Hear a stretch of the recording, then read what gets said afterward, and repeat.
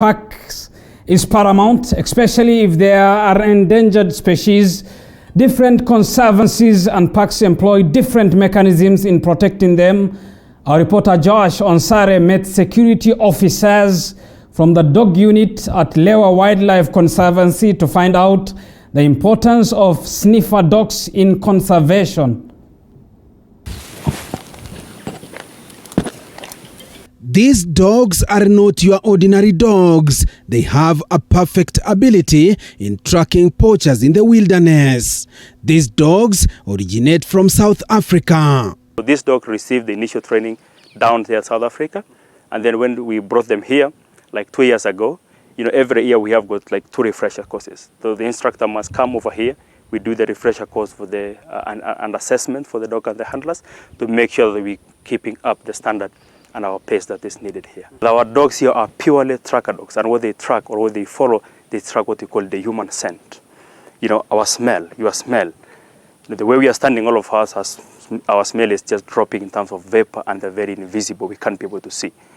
But because of the wonderful, the perfect smell that the dog has, depending on the training, they can be able to follow that scent. Each dog has a specific handler who they have a mutual understanding for easy execution of the operations. In terms of the training, we can be able to go and train even in the community areas. Leave alone going there to perform the duty or going there to follow the incidences. We can be able to go and interact with them. We can be able to go there and do a lot of trainings with them. And we can also use their places, because it's quite good for us to use the community areas, because there's a lot of sense out there, a lot of human activities going on there. Ephraim Mwanyumba is the one who handles this dog. The dog is named Ruby. Mzuri yenye tunafanya inatuwezesha tuweze kupata hao watu wabaya ni training ya umbo. Training ya umbo na training ya handler pia.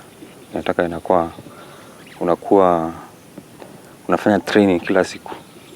Ndio hii umbo isahau, na wewe handler pia uwe umesoma umbo yako iko sawa. Unafaulu mzuri.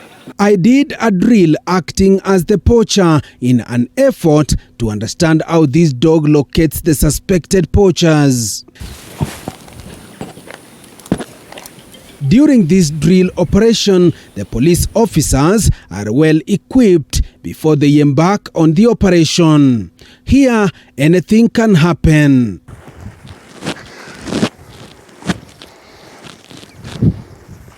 Joseph Piroris is an officer in Lewa Wildlife Conservancy working in the dog unit. He explains how they implement the law on the use of firearms when in contact with the criminals. We use the firearm in accordance to the SOPs, in accordance to the law.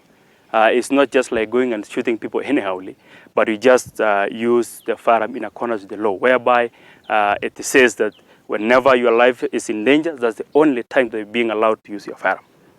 Because for us as police, that we use the reasonable force, when we are outside there. It's not like excessive force starting shooting people here and there. The dogs from Lewa Wildlife Conservancy are not only for tracking poachers, they have been deployed on other missions, which dog Ruby has executed perfectly. He has been able to help the team quite a lot of times.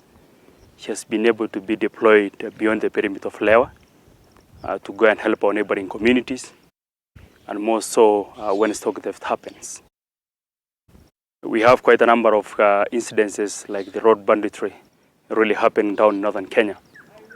And Ruby, she has been the main or the key player in our team. This dog tracks the target, which he eventually locates.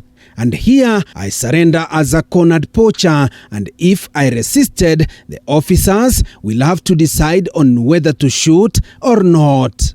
The success that the poaching unit has got, for years, I can say 90% have been contributed by the dogs. Because whenever somebody commits a crime, he or she will try to hide him or herself in a very crowded places, or maybe to try and hide themselves as much as they can. But through the help of the dog, we have been able to do a lot of arrests, as well as the recoveries, because these dogs, they can't just lead the team straight to where these guys have been hiding.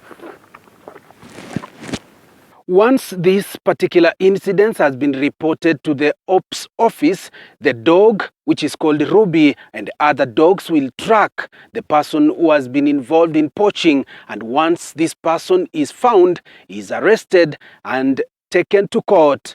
Joash Onsare, TV 47, Lewa Wildlife Conservancy, Meru County.